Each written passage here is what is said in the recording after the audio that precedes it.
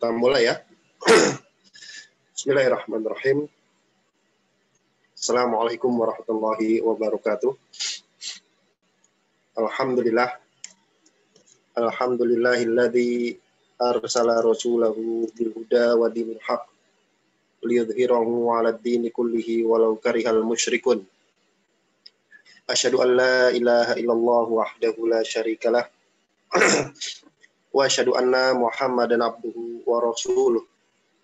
Allahumma sholli wa sallim wa barik ala nabiyina Muhammadin wa ala alihi wa ashabihi wa man tabi'ahum bi ihsanin ila yaumiddin, amma ba'd. Alhamdulillah, ikhwah sekalian, insyaallah kita akan kembali melanjutkan pengajian kita pada kitab Syarah Salasatil Usul yang ditulis oleh Syekh Muhammad Ibn Shalih Al-Utsaimin rahimahullahu ta'ala rahmatan wasi'ah. Pada pertemuan sebelumnya ya, kita sudah membahas seputar 4 hal yang hendaknya diketahui oleh setiap muslim ya, yang wajib diketahui oleh setiap muslim, yaitu tentang ilmu. Ilmu itu maksudnya adalah mengilmui tentang Allah, tentang Rasul, dan tentang agama Islam dengan dalil-dalilnya. Kemudian yang kedua adalah mengamalkan ilmu tersebut. Kemudian yang ketiga adalah mendakwahkannya. Kemudian yang keempat adalah bersabar di atas 3 hal tersebut. Sekarang kita akan masuk pada poin pendalilan dari penulis, yaitu Syekh Muhammad, tentang hal tersebut. Ya. Kenapa kemudian Syekh Muhammad Ibn Abdul Wahhab rahimahullah ta'ala menyatakan bahwasanya hal tersebut adalah wajib ya. Lihat di sini, Bismillahirrahmanirrahim. Qala al-musannifu rahimahullahu ta'ala wa nafa'ana bihi wa bi ulumihi fi daraini amin. Berkata penulis rahimahullah fi kitabihi Salasatil Usul, wa dalilu qauluhu ta'ala. Dan dalilnya tentang 4 hal tersebut adalah firman Allah Subhanahu wa taala dalam surat Al-Asr. Kata beliau, wal asri. Ini kata Allah Subhanahu wa taala, wal asri. Demi masa. Innal insana lafi khusrin. Sesungguhnya manusia itu benar-benar berada di dalam kerugian. Ini namanya muqsam alaih ya. Ini namanya qasam ya. Sumpah. Sumpah. Kemudian apa isi sumpahnya? Kan orang kalau bersumpah kan biasanya ada isi sumpahnya. Demi Allah. Kemudian dia diam. Itu orang yang agak-agak gimana gitu kan. Tapi kalau orang normal itu biasa habis sumpah itu akan ada isi sumpah. Kalau dalam bahasa Arab namanya muqsam alaih. Ya, muqsam alaih. Ini qasam, sumpahnya Allah demi masa. Apa isi sumpahnya Allah? Innal insana lafi khusrin. Sesungguhnya manusia benar-benar berada di dalam kerugian. Al-insan ini maksudnya adalah semua manusia. Kenapa? Karena di sini ada alif lam. Alif lam yang masuk kepada isim jenis, maka itu menunjukkan lafzun am, lafal yang cakupan maknanya luas, artinya semua manusia. Sesungguhnya semua manusia benar-benar berada di dalam kerugian, tapi sama Allah dikasih pengecualian. Illa, kecuali, ini berarti tidak dalam kerugian. Itu alladzina amanu, yaitu orang-orang yang beriman. Kemudian wa'amilus sholihati, dan beramal soleh. Watawasau bil haqqi, kemudian mereka saling menasihati dalam kebenaran. Watawasau bis sobri, dan kemudian mereka saling berwasiat dalam kesabaran. Baik. Dan ini adalah dalil tentang 4 hal tersebut. Bahwasanya manusia itu wajib berilmu. Berilmu itu apa? Mengenal tentang Allah, tentang nabinya, dan tentang agama Islam. Kemudian setelah itu dia beramal, setelah itu dia berdakwah, kemudian setelah itu dia bersabar. Kita lihat syarah dari Syekh Utsaimin. Qauluhu wad dalilu. Perkataan penulis dalil, ai ala hadil maratibil arba'i. Dalil atas apa sebenarnya yang dibawakan oleh musannif? Yaitu dalil atas hadhil maratibil arba'i.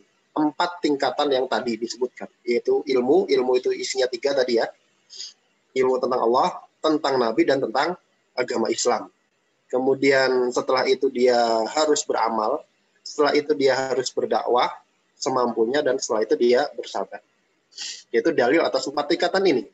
Yaitu apa? Qauluhu ta'ala, firman Allah subhanahu wa ta'ala, wal asri, demi masa. Aqsamallahu azza wa jalla fi hadhi surati bil asri alladhi huwa dahru.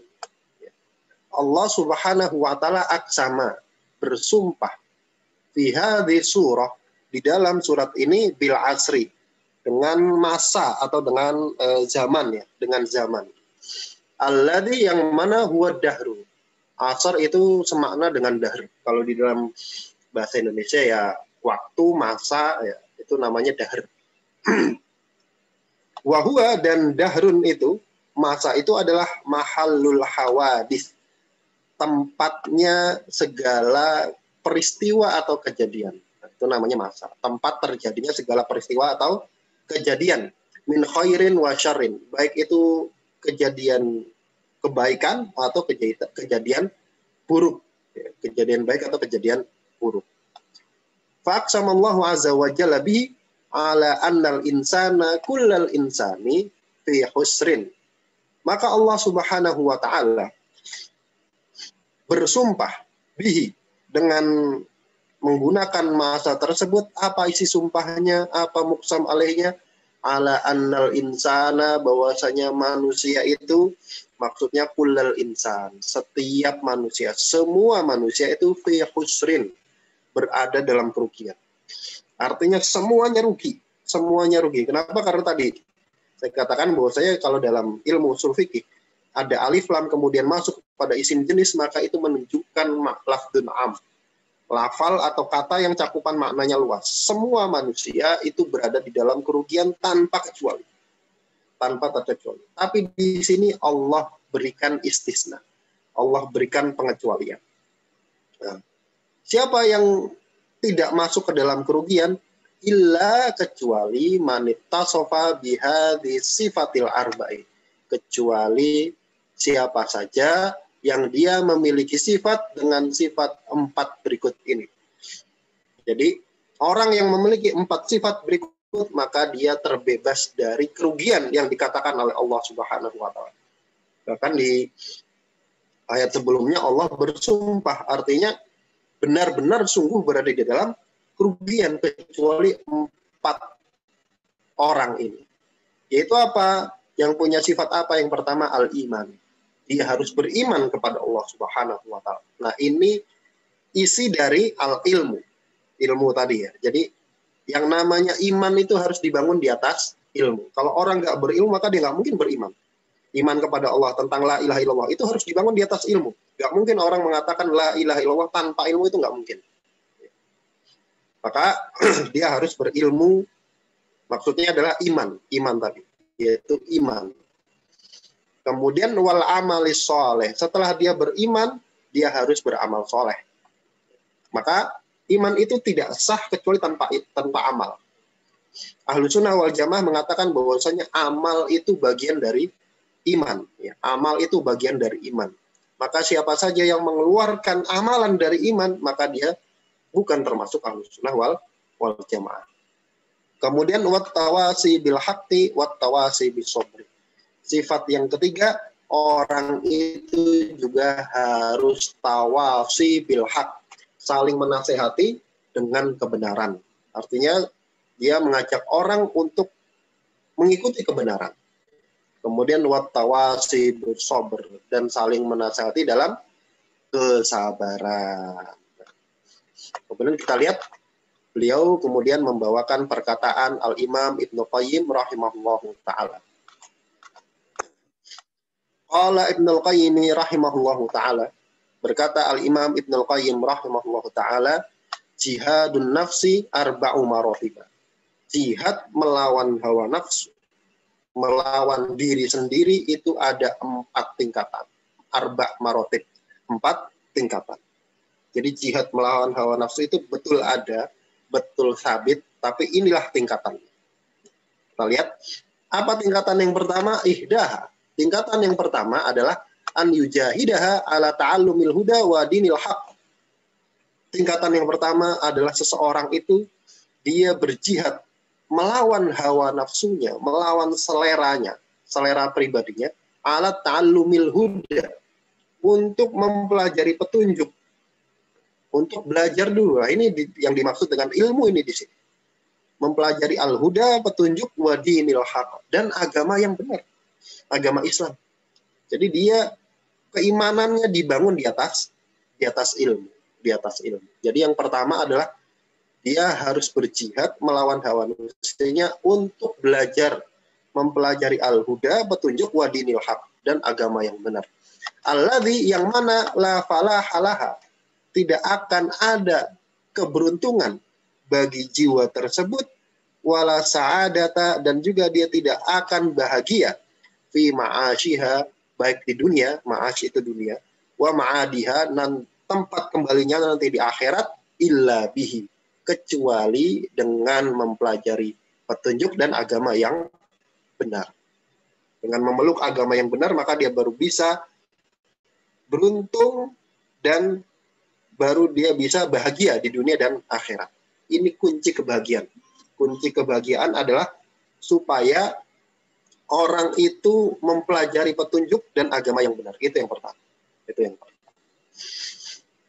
Kemudian atsaniyatu, tingkatan yang kedua dari berjihad melawan hawa nafsu adalah an yujahidaha 'alal 'amali bihi ba'da ilmihi. Seseorang itu dia berjihad melawan hawa nafsunya 'alal 'amali bihi, untuk mengamalkan apa yang dia pelajari tadi. Jadi yang namanya sesuatu yang dipelajari itu harus diamalkan. Iman itu harus ada konsekuensinya, yaitu apa? Amal. Iman itu ada amal soleh, harus ada amal soleh. Maka kalau ada orang beriman tapi nggak pernah beramal sedikit pun, maka dia bukan muslim. Maka dia bukan muslim. Dia cuma syahadat tok gitu. Kemudian selama hidupnya tidak pernah beriman, tidak sholat, tidak puasa, tidak haji, tidak zakat, maka dia bukan muslim. Jadi yang kedua adalah berjihad melawan hawa nafsunya untuk mengamalkan apa yang dia telah ketahui ba'da ilmi, setelah dia mengilmui. Setelah dia mengilmui. Kemudian as-salisatu, tingkatan yang ketiga adalah an yujahidah. Seseorang itu berjihad melawan hawa nafsunya ala da'wati ilaihi, untuk berdakwah kepada apa yang telah dia pelajari. Jadi dakwah itu butuh wa ta'limihi, dan mengajarkannya man la ya'lamu, kepada orang yang nggak tahu. Ya, jadi dakwah itu sebenarnya tiap orang itu punya kewajiban dakwah masing-masing sesuai dengan kadar kemampuan masing-masing. Jadi dai, ya, wajib jadi ustadz gitu. Tapi setiap orang itu wajib berdakwah. Setiap orang wajib berdakwah sesuai dengan kemampuannya masing-masing. Kemudian ar-rabi'atu, yang keempat,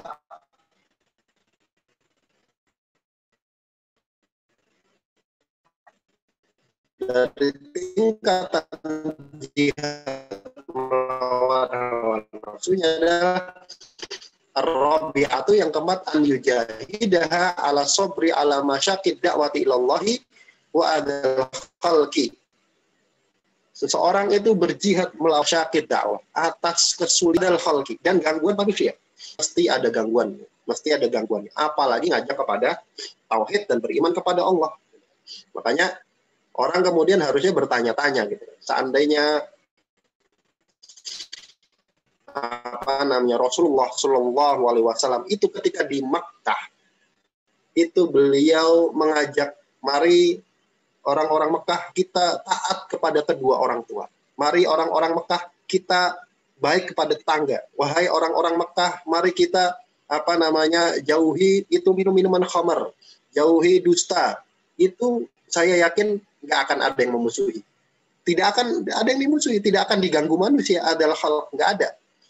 Tapi kenapa Rasulullah dimusuhi? Karena beliau mengajak manusia untuk mentauhidkan Allah. Ayo orang-orang Mekah tinggalkan itu Lata, Uzza, Manat, Hubal. Itu semuanya bukan Tuhan. Jangan kalian menyembah mereka, sembah kepada Allah. Ketika itu baru nanti orang-orang akan mengganggu. Orang akan menyakiti. Kenapa? Karena dakwah kepada tauhid itu salah satu dakwah yang paling berat. Makanya Rasulullah SAW setelah itu diusir dari Mekah. Ya wa'adal khalqi, dan gangguan makhluk, wa yatahammalu dzalika kullahu lillah. Dan menanggung semuanya itu hanya karena Allah Subhanahu wa taala. Kemudian fa idza istakmala hadhil maratibul arba'u sara minar rabbaniyyin.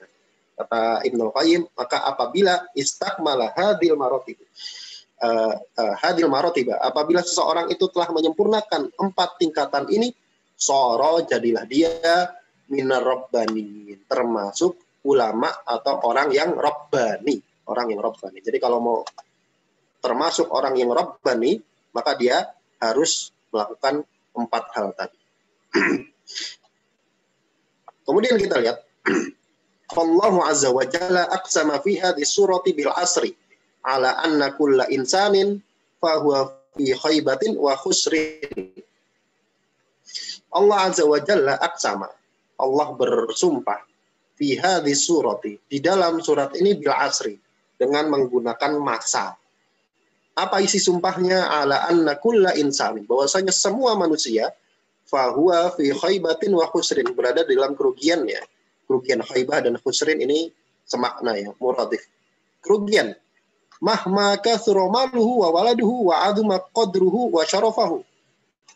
Bagaimanapun kathura, banyaknya, maluhu, hartanya, wa waladuhu, anaknya, wa aduma, dan agung, qadrahu, kedudukannya, wa syarafahu, dan kemuliaannya. Jadi kata Mbah Utsaimin, orang meskipun hartanya banyak, anaknya banyak, kedudukannya tinggi di masyarakat, kedudukannya mulia di masyarakat, kalau tidak memiliki 4 sifat ini, maka dia rugi. Maka dia termasuk khusrin. Illa, melainkan man jama'a hadhil awsaf al arba'ata, kecuali orang yang mengumpulkan 4 kriteria tadi. Itu apa? Yang pertama, ahaduha, yang pertama adalah al-imanu, beriman. Dia harus beriman. Wa yasmulu kullama yuqarribu ilallahi ta'ala min i'tiqadin sahihin wa ilmin nafi'in. Dan iman itu mencakup setiap apa saja yang mendekatkan diri kepada Allah Subhanahu wa taala. Min i'tiqadin sahihin, baik itu berupa i'tiqad, keyakinan atau akidah yang benar, wa ilmin nafi'in, dan ilmu yang bermanfaat. Jadi iman itu mencakup segala apa saja yang mendekatkan diri kita kepada Allah, baik itu berupa akidah yang benar maupun ilmu yang nafi'.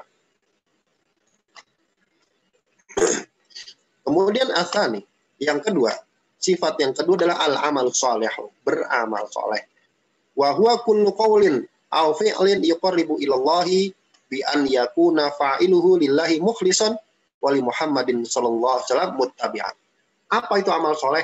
Nah, ini definisi amal soleh ya. Definisi amal soleh. Definisi iman nanti ada. Nanti ada pembahasan tersendiri tentang rukun iman di kitab ini. Insya Allah.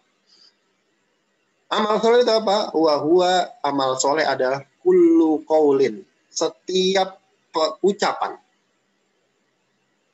Au fi'lin, atau perbuatan, yataqarrabu ilallahi, yang bisa mendekatkan diri kepada Allah Subhanahu wa taala. Bi an yakuna fa'iluhu, yang mana pelakunya, pelaku perbuatan tadi, ucapan atau perbuatan taqarrub kepada Allah itu lillahi mukhlisan, hanya kepada Allah dia ikhlas. Ini yang pertama, syarat yang pertama, dia ikhlas hanya untuk Allah. Kemudian syarat yang kedua, wali Muhammadin sallallahu alaihi wasallam muttabi'an, hanya mengikuti Rasulullah sallallahu alaihi wasallam. Dia tidak mengikuti nabi lain. Oh, saya mengikuti Nabi Isa lah, saya mengikuti Nabi Musa lah, nggak bisa. Nggak bisa. Dia harus ittiba, satu-satunya kepada Rasul. Kemudian as-salisu, yang ketiga, sifat yang ketiga adalah at-tawasi bil haqqi, yaitu saling berwasiat dengan kebenaran. Yaitu apa? Wa huwa tawasi ala fi'lil khairi wal hathi alaihi. Yaitu saling berwasiat untuk mengerjakan kebaikan, wal hathi, dan memotivasi alaihi, untuk mengerjakan kebaikan tersebut, wat targhibi fihi, dan mentarghib, mengajak orang. Ya, targhib itu sama, memotivasi, itu mengajak orang untuk melakukan kebaikan tersebut. Itu yang namanya tawasi bil haqq. Kemudian ar-rabi'u, yang keempat, at-tawasi bis sabri, yaitu saling berwasiat dengan kesabaran. Itu bagaimana? Bi an yusiya ba'duhum ba'dan bis sabri ala fi'li awamirillahi ta'ala. Yaitu sebagian kita, sebagian mereka dengan sebagian yang lain itu saling berwasiat untuk bersabar. Bersabar atas apa? Ala fi'li awamirillahi ta'ala, untuk mengerjakan perintah Allah Subhanahu wa taala. Ya, orang mengerjakan ketaatan itu butuh sabar. Lagi enak-enak tiduran, kemudian suruh sholat. Lagi enak-enak ini, kemudian suruh ibadah. Lagi enak-enak makan, tiba-tiba suruh puasa. Nah, ini butuh kesabaran. Mengerjakan perintah Allah butuh kesabaran. Dan watarki maharimillah. Sabar juga untuk meninggalkan apa yang diharamkan oleh Allah Subhanahu wa taala. Meninggalkan yang haram itu butuh sabar. Kenapa? Karena yang haram-haram itu dihiasi sama setan. Setan itu ngias-ngias tuh. Yang haram-haram itu dibikin kayaknya enak, kayaknya asik, kayaknya seru gitu. Padahal itu haram. Dan itu butuh sabar untuk meninggalkan. Kemudian sabar yang berikutnya adalah watahammuli aqdarillahi, dan menanggung takdir dari Allah Subhanahu wa taala. Karena yang namanya takdir Allah itu kadang-kadang ketika pertama kali pukulan itu terasa berat. Tapi harus ditanggung. Nah, ini butuh cara khusus, butuh kemampuan khusus untuk sabar dalam hal ini. Sabar untuk menanggung takdir Allah Subhanahu wa taala. Nanti kita akan belajar tentang takdir ya, di kitab ini juga insyaallah. Kemudian kata beliau, wattawasi bil haqqi wattawasi bis sabri yatadammanani al-amru bil ma'rufi wan nahyi 'anil munkari. Dan yang namanya saling berwasiat dengan kebenaran dan saling berwasiat dengan kesabaran, ini keduanya berkonsekuensi atau mengandung al-amru bil ma'rufi wan nahyi 'anil munkar. Yang namanya wasiat kepada kebenaran dan kesabaran pasti ada amar ma'ruf nahi munkar. Di amar ma'ruf nahi munkar ini kandungan dari tawasau bil haq, tawasau bis sabr. Pasti ada amar ma'ruf nahi munkar. Alladaini, yang mana keduanya itu bihima, dengan amar ma'ruf nahi munkar lah qawamul ummati, menjadi tegak, menjadi kuat umat ini. Umat Islam itu kuat salah satunya dengan amar ma'ruf nahi munkar. Melarang kepada kemungkaran, ngajak kepada yang ma'ruf. Wa sholahuha, dan kebaikannya umat. Wa nasruha, dan kemenangannya umat. Wa husulus syarafi wal fadilati, dan meraih syaraf, kemuliaan wal fadilah, dan keutamaan lah bagi umat. Jadi dengan amar ma'ruf nahi munkar lah umat ini menjadi kuat, umat ini menjadi baik, umat ini menjadi memperoleh pertolongan dan memperoleh kemuliaan dan keutamaan dari Allah Subhanahu wa taala. Kemudian Syekh Utsaimin membawakan dalil surat Al-Imran ayat ke-120. Kita lihat tafsirannya. Kata Allah Subhanahu wa taala, kuntum khaira ummatin ukhrijat linnas ta'muruna bil ma'rufi wa tanhauna 'anil munkari wa tu'minuna billah. Kata Allah Subhanahu wa taala, kuntum, kalian. Kalian ini siapa? Ya ummat Muhammadin. Wahai umatnya Muhammad. Jadi kita termasuk ya.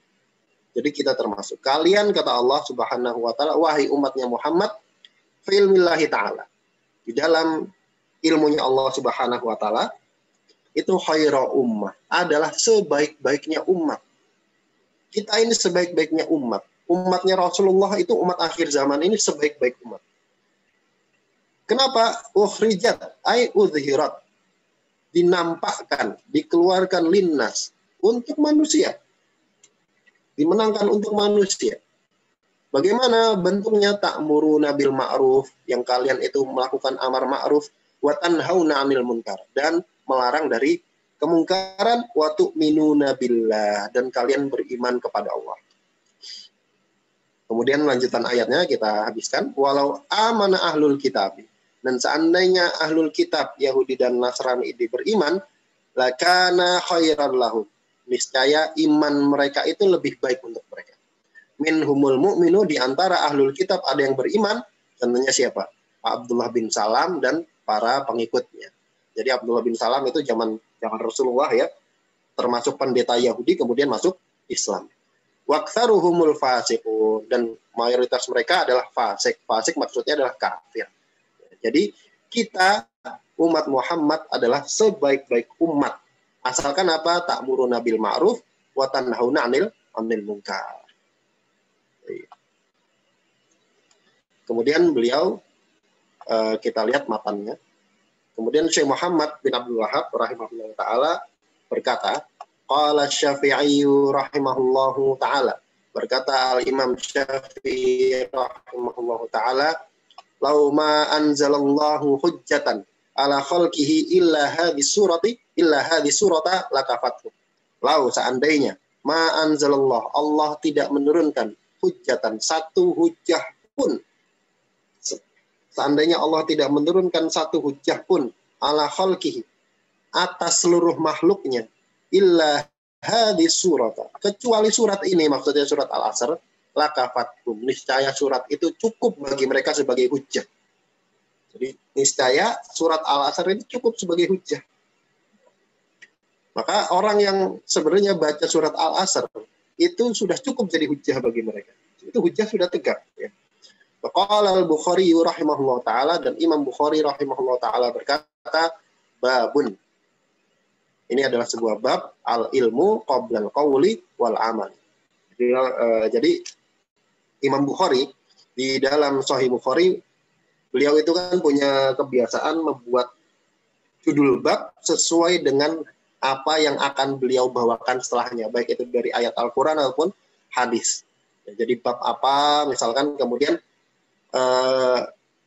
ayat atau hadis yang mendukung bab tersebut. Jadi ayat atau hadisnya itu sesuai dengan judul bab, kira-kira begitu. Ayat atau hadis yang dibawakan itu sesuai dengan judul bab. Nah, di sini Syekh Muhammad membawakan bahwasanya Imam Bukhari di dalam kitab Sahih Bukhari itu pernah membuat satu bab yang judulnya al-ilmu qoblal qawli wal amal. Bahwasanya hendaknya seorang itu berilmu sebelum dia al-qawl, mengucapkan, wal amal, dan sebelum dia berbuat, sebelum dia berkata dan berbuat sesuatu, itu harus ada ilmunya dulu. Kemudian wad dalil qauluhu ta'ala, kemudian Imam Bukhari membawakan dalil untuk menguatkan ini. Apa dalilnya bahwasanya ilmu itu sebelum berkata dan berbuat? Itu firman Allah Subhanahu wa taala dalam surat Muhammad ayat 19. Kata Allah, fa'lam, ketahuilah. Nah, ini dalilnya nih, fa'lam, ketahuilah, ilmuilah. Apa yang harus diilmui? Nah, ini fil amr. Fil amr ini yufidul wujub, memberikan faedah wajib. Wajib kamu tahu. Apa yang wajib diketahui? Annahu la ilaha illallah. Yang ini ya, inilah yang wajib diketahui pertama. La ilaha illallah. Jadi la ilaha illallah itu wajib di atas ilmu. Apa makna la ilaha illallah? Apa maksudnya la ilaha illallah? Nah, jadi kalau ada orang kemudian tidak mengetahui makna la ilaha illallah, itu kata para ulama sebenarnya la ilaha illallah ini tidak sah. Tapi kapan orang itu diketahui bahwasanya dia tidak tahu makna la ilaha illallah? Kalau dia mengerjakan lawan dari la ilaha illallah, alias dia melaksanakan pembatal Islam. Dia melakukan salah satu dari pembatal Islam, maka diketahui, oh orang ini memang nggak ngerti makna la ilaha illallah. Ya. Jadi fa'lam di sini menunjukkan wajib. Jadi wajib bagi kamu untuk mengetahui la ilaha illallah. Maka semua orang Islam yang mengucapkan la ilaha illallah ini wajib tahu apa itu la ilaha illallah. Kalau nggak tahu, maka la ilaha illallah itu nggak sah. Tapi semua kaum muslimin itu dihukumi tahu. Oh, tetangga saya muslim. Oh, orang tua saya muslim. Nggak perlu ditanya, tahu nggak makna la ilallah? Nggak perlu. Dianggap tahu semua. Kapan dikatakan orang itu tidak tahu makna la ilaha illallah? Kalau dia melaksanakan pembatal dari la ilaha illallah. Kalau kayak itu lah, oh ya dia memang nggak tahu la ilaha illallah. Berarti dia sudah batal Islam. Kalau dia melakukan pembatal la ilaha illallah. Kemudian yang kedua, itu kan perkataan ya, la ilallah itu ucapan. Apa itu al-amal? Al-amal ini, wastaghfir lidzambik, dan beristighfarlah terhadap dosa-dosamu. Istighfar itu perbuatan. Meminta ampun itu perbuatan.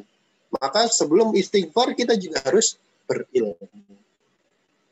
Maka kata Syekh Muhammad, fabada'a bil ilmi, maka Imam Bukhari memulai untuk ilmu qoblal qauli wal amal, atau ini mungkin perkataan Bukhari ya. Dan Allah Subhanahu wa taala memulai di dalam ayatnya itu bil ilmi, dengan ilmu qoblal qauli wal amal, sebelum berucap dan berbuat. Berucap apa? Berucap la ilaha illallah. Beramal apa? Beramal dari kandungan la ilaha illallah. Itu harus pakai ilmu. Kemudian kita lihat syarahnya. Sampai nggak ya? Asy-Syafi'i. Siapakah Imam Syafi'i? Asy-Syafi'i huwa Abu Abdullah Muhammad bin Idris ibni Abbas ibni Utsman ibni Syafi' al-Hashimi al-Qurashi. Imam Syafi'i adalah Abu Abdullah, nama beliau Muhammad, nama bapaknya Idris, nama kakeknya Abbas, nama mbah buyutnya Utsman, nama mbah buyutnya lagi Syafi'. Al-Hashimi al-Qurashi. Beliau orang Quraisy. Wulida fi Gaza. Beliau dilahirkan di Gaza. Sekarang Palestina, Gaza. Sanata pada tahun khamsun wa mi'ah, 150. Minal hijriyah. Wa tufiya bi Misra, dan beliau wafat di Mesir, sanata pada tahun arba'ah wa mi'atain, ya, pada tahun 204 Hijrah. Wa huwa ahadul a'immatil arba'i 'alal jami'i rahmatullahi ta'ala. Dan beliau adalah salah satu dari imam yang 4. Ya. Atas mereka semua, semoga Allah Subhanahu wa taala merahmati 4 imam tersebut. Kemudian itu tentang nama Imam Syafi'i. Kemudian Imam Syafi'i tadi mengatakan lauma anzalallahu hujjatun 'alal khalqi illa hadhi surata lakafatkum. Seandainya Allah tidak menurunkan satu hujjah pun, satu argumentasi pun kepada manusia kecuali surat Al-Asr, maka itu surat Al-Asr itu cukup. Maksudnya gimana surat Al-Asr itu cukup? Muraduhu rahimahullah. Maksud Imam Syafi'i, anna hadis surata, bahwasanya surat Al-Asr ini kafiyatun lil khalqi, itu cukup bagi makhluk dalam hal apa? Fil hathi ala tamassuki bidinillahi bil iman. Cukup bagi makhluk untuk memotivasi mereka supaya apa? Supaya tamasuk, supaya berpegang teguh bidinillahi ta'ala bil iman, dengan agama Allah Subhanahu wa taala, dengan beriman kepada Allah Subhanahu wa taala. Kemudian yang kedua, wal amali shalih. Bagaimana caranya berpegang teguh dengan agama? Yang kedua adalah dengan melaksanakan amal shalih. Kemudian yang ketiga, wad-da'wati ilallah. Berpegang teguh dengan agama. Yang ketiga adalah dengan berdakwah kepada Allah. Kemudian was-sabri ala dzalika, dan bersabar atas itu semua. Itu namanya berpegang teguh dengan agama. Walaisa muraduhu, dan bukanlah maksud dari Imam Syafi'i itu mengatakan hal tersebut, anna hadhi surata, bahwasanya surat Al-Asr ini kafiyatun, cukup lil khalqi, bagi semua makhluk, bagi semua manusia, fi jami'i syariati, di dalam semua syariat. Jadi maksudnya bukan ya sudahlah surat Al-Asr aja. Kemudian ya nggak ada di dalam surat Al-Asr menerangkan tentang sholat, nggak ada di dalam surat Al-Asr menerangkan tentang puasa, enggak. Jadi yang dimaksud adalah cukup untuk memotivasi manusia supaya mereka berpegang teguh dengan agama. Ya. Qauluhu, kemudian perkataan Imam Syafi'i, lauma anzalallahu hujjatan ala khalqihi illa hadhi surat lakafathum. Seandainya Allah tidak menurunkan satu hujjah pun, satu argumentasi pun kepada semua manusia, semua makhluk kecuali dengan surat Al-Asr ini, maka surat ini cukup. Li'annal aqila. Maksudnya kenapa? Karena sesungguhnya al-aqila, orang yang punya akal, wal basira, dan orang yang punya penglihatan, idza sami'a hadhi surata, kalau dia baca surat ini, kalau dia dengar surat ini, au qara'aha, atau dia baca surat ini, fala buddha, maka dia pasti an yas'a, berusaha ila takhlisi nafsi, supaya melepaskan dirinya minal khusran, dari kerugian. Yaitu benar, orang yang punya akal, orang yang punya penglihatan, kalau dia dengar Allah ngomong begini, dia dengar, dia baca Allah Subhanahu wa taala berfirman begini, pasti dia akan berusaha supaya dirinya itu lepas dari kerugian yang Allah katakan. Kenapa? Karena kullu insan khusr, semua manusia itu rugi.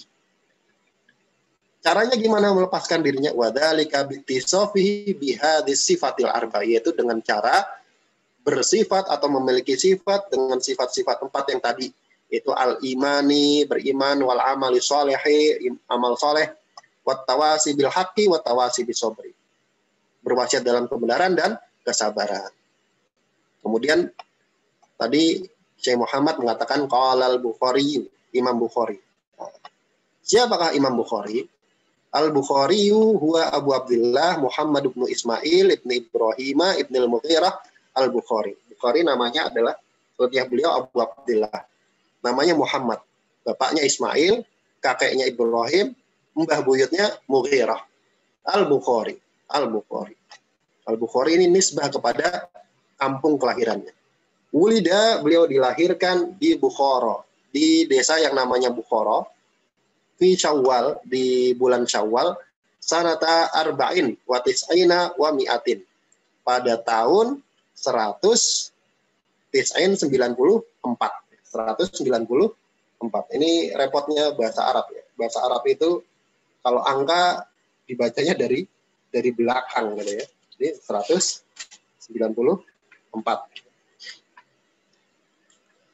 Wa nasya'a yatiman, dan beliau tumbuh dalam keadaan yatim fi hijri walidatihi, di dalam asuhan ibunya. Jadi beliau anak yatim yang ngasuh ibunya, Wa tufiya rahimahullahu, dan beliau wafat rahimahullah fi Khortan, di tempat yang namanya Khortan. Baldatin ala farsakhaini, sebuah kampung sejauh 2 farsah min Samarqanda, dari daerah namanya Samarqand. Ya. Lailata Idul Fitri, pada malam Idul Fitri, jadi beliau wafat malam Idul Fitri. Sanata sitin wa khamsina wa mi'atain, pada tahun 256 ya. Umur beliau ya 60-an ya, 60-an. Itu tentang biografi Imam Bukhari.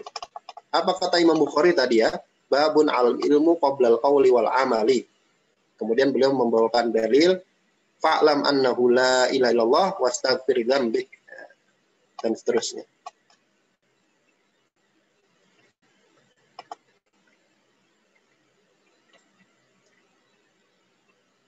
Sebentar.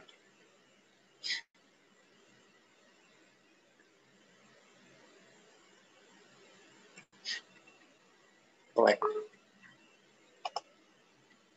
Baik. Kita lanjutkan. Kata Syekh Utsaimin, istadallal Bukhari rahimahullah bihadil ayat. Imam Bukhari rahimahullah berdalil dengan ayat tadi, surat Muhammad tadi ya. Surat Muhammad ayat ke-19.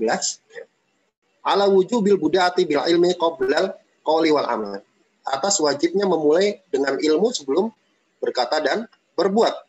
Wa hadza dalilun athariyun, dan ini adalah dalil athari, dalil dari Al-Quran dan Sunnah athari, ya dulu yang menunjukkan ala annal insana, bahwasanya semua manusia ya'lamu awalan thumma ya'malu tsaniyan. Pertama itu harus berilmu dulu, baru beramal. Wa hunaka dalilun aqli nadhariyun, dan di sana juga ada dalil akli, dalil secara akal. Kalau athari itu dari teks syariat, dan ada juga dalil akli nadhari yang sifatnya nadhari. Kita lanjutkan sedikit, yang menunjukkan ala annal ilma itu qoblal qawli wal amal, bahwasanya ilmu itu pasti sebelum seseorang itu mengucapkan atau berbuat. Wa dzalika li annal qawla wal awil amala, yang demikian itu karena yang namanya ngomong atau berbuat la yakunu sahihan, itu tidak akan benar, makbulan, diterima oleh Allah Subhanahu wa taala, hatta yakuna ala wifqi syariat, hingga dia sesuai dengan syariat. Sesuai dengan syariat. Wala yumkinu, dan enggak mungkin an ya'lamal insan, seorang itu bisa tahu anna amalahu, bahwasanya perbuatannya itu ala wifqi syariati, sesuai dengan syariat, illa bil ilmi, kecuali dengan ilmu. Walakin hunaka, akan tapi di sana asya'u, ada hal-hal ya'lamuha al insanu bi fitratihi.